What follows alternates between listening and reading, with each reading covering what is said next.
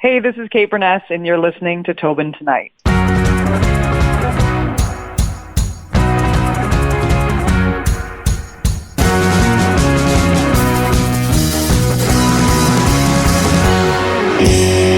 How did you get your interest in sports? I've loved sports for my entire life, for as long as I can remember. I loved being competitive as a kid. And yeah, just growing up, I fell in love with basketball so much.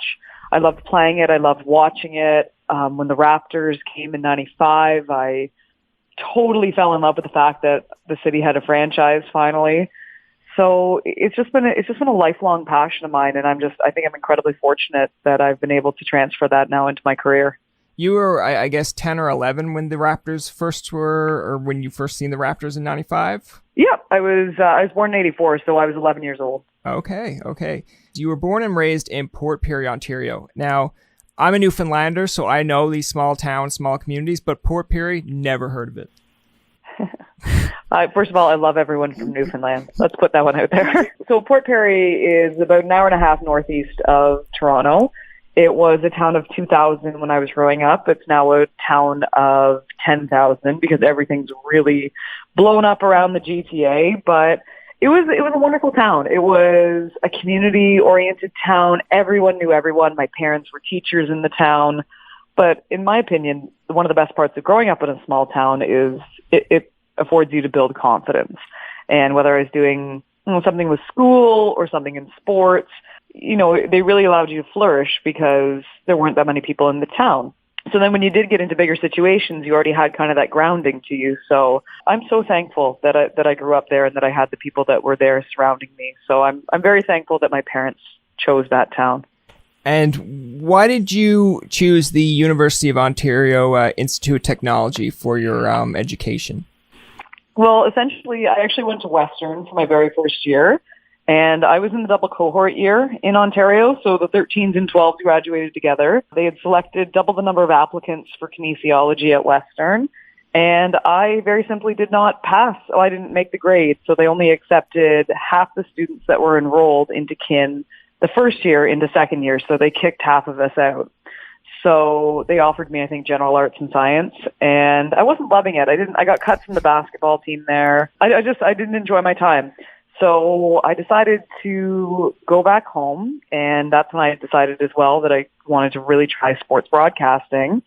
So I ended up going to local TV in the Durham region, which was in Oshawa, and then UIT just happened to be there. So it was just kind of a natural fit, to be quite honest, that I could finish off my undergraduate while, really putting my time into local TV. I like people's stories of how they got into broadcasting. We had Natasha on, another one of your coworkers, on in season 1. And it's just interesting, her story of she got into the sports late in her career, and her first instinct of going to school, I think she said she was answering phones. And then she just decided, okay, I'm going to become a sports broadcaster, and she's doing well. The same with you. So I think those stories are really interesting.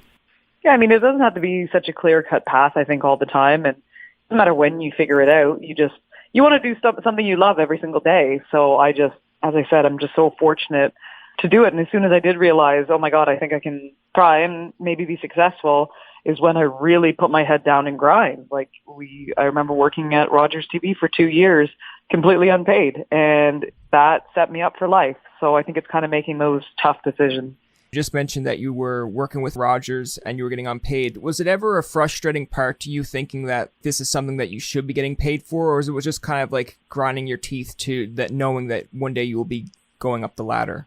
I never thought of the money, and because I loved it that much.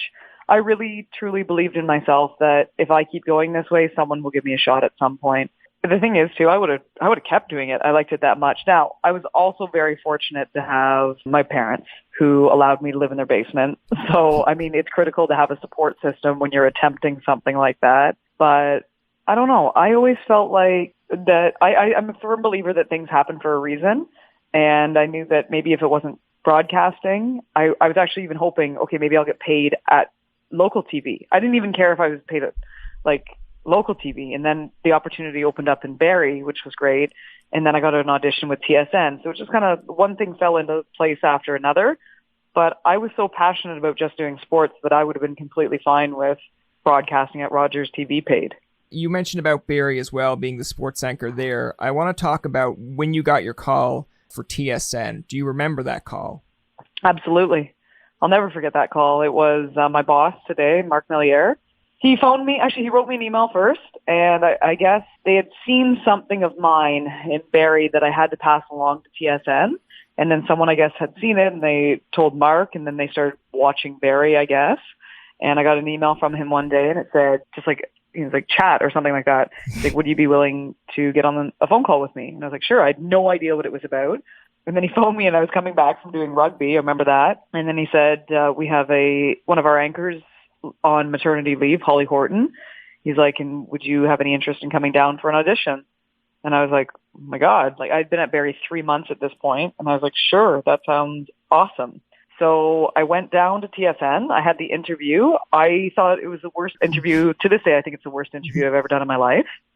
So I didn't think I got the job. And then the following day, I had to come back for the audition, and they put you on like a little mini Sportscentre. It's like a 15-minute SC. And because I thought I didn't get the job, I was like, well, I'm going to have so much fun with this. And I did. I was just like, this is once in a lifetime opportunity because I know I didn't get the job. So I'm just going to kill it. And I did. And that ended up getting me the job. Do you think that you would have, if they told you, hey, you have a chance at this before you did your Sportscentre audition, do you think you would have done it differently if that was the case? I don't know. I think in the moment too, I just, everything kind of came together in the moment. I've been watching SC for so long, so I knew the little innuendos about it. They brought up Rod Smith. I just think, I don't know. I think either way, I would have had a good time with it. Maybe a little bit more pressure, but I think I handle pressure really well too. So I don't know. I think it was one of those things that was truly meant to be. I'm going to go back to your quote of everything kind of happens for a reason. I think the whole idea of you thinking you didn't get it probably was a little bit better on you. You went in and said, you know what, I'll just do it the best that I can. And then they said, all right, let's take her on. Let's hire her. Yeah, I completely agree. And I think what happened too is I think just my personality came out. I was in my element. I was so joyful because it was the same feeling I'd have when I step onto a basketball court. So I think them seeing that it really helped me. The one thing that I really enjoy was when you had SportsCenter with you and Natasha. I don't know if you knew this. I mentioned this to Natasha, but you're the first ever female anchor team in sports for that. Yeah, which is really cool. And that was brought to our attention a couple of years ago. And I don't know. We never really thought about because it was just so natural because we actually have more female anchors now than male anchors. So I was like, at the time, I was like, wow, I had no idea. And now I think it's remarkable because we don't even think about that. You don't even watch two female anchors anymore and think it's out of place. And I'm proud of that because we deserve to be there. We deserve to be there because we've worked our asses off and we know what we're talking about. The other thing I want to mention too is the Olympics. What was that like going over to do the Olympics? That was the greatest experience of my broadcast career by far, so far. It's very indescribable in my opinion because I've done it from Toronto before. I did the London Games from Toronto. It's a totally different feel when you're actually there. And it's amateur sport, and I think that's the big part with me. You see raw emotion on a different level. And this is why I love the NCAA tournament as well, because they're not pros. And not that I don't love pro sports. I'm in awe of pro sports. But at this level, they put 4 years into this. There's personalities, there's stories, there's resilience, there's so many things. There's families there. And it's a lot smaller too when you get there in terms of venue size. So the first venue we had was the Kwandon Hockey Center, and it was 5,000. Was it 8,000? And it's so intimate. And you're just like, oh my gosh, I'm watching world-class hockey in front of a very small amount of people. So I just think that, you get emotionally attached to the teams. I'm incredibly patriotic. So, anytime Canada played and I got to be there live it was a dream come true. And I think that I fed off that energy that was across the games. And I wasn't nervous at all. I was just excited every day to go on air. And that's it, right? When you have the passion for it, it just comes through. It's not even like if someone said, hey, this game's at 5:00 a.m., you're like, all right, let's do it. Perfect. I'm in. Yeah. You know, when we had James Duthie on, I kept on saying, oh, it's like I've emailed Kate Beirness. It's like she's not getting back to me. And then I think it was like one of your team members was saying that you were busy. And then James Duthie's like, yeah, man, she has a team of people. And I was thinking like, wow, it's like she has a full team of people. But then at the same time, you guys made the joke of how many James Duthies could you bench? What did I say? 4? I think I could bench 4 James. Yeah, Duthies. you went. I think you said 4, and then you brought it down to like 3, and then you're like, okay, let's be modest 2. But then you're like, no, I could definitely do 4. And then no, definitely. No, I'm really thinking like right now. I'm gonna say pretty lean right now, but not as strong as I used to be. I'm gonna say 3 at this moment. I can bench press 3 James Duthies. Why all the picking on James Duthie? Is he? There's not picking. That's Cabby's question, not me. I have nothing to do with this. I'm just answering the question that Cabby puts forth. And I would have liked to see if you had to ask him back how many could he bench press. Oh, he could maybe 1, maybe. I like the highlight of the day or the highlight of the week package that you guys do, but I always laugh at it because it's like it looks like when you're doing the workouts, it looks like you're doing most of the work and Cabby's just running around a circle. I mean, that last one that I did, I had to do like the ropes, the ladders, and I gave him leg press. It was just the most unfair shoot in the entire world. And I told them all that. I blamed everyone for that one. So. Yeah. Like, okay, me and you were in a race. I think you would beat me like dead on, but I just looked at that video and like you were doing the ropes, you were doing the thing where the sketches going across with your feet. And then when I look at the end, he's the one like bowing down on his kind of hands on his knees going like, check out our website, blah, blah, blah. I'm like, what did you do? I'm like, she was just doing all the work. He's wicked though. We enjoy our little competitive shoots like that. So they've done a nice job with those ones.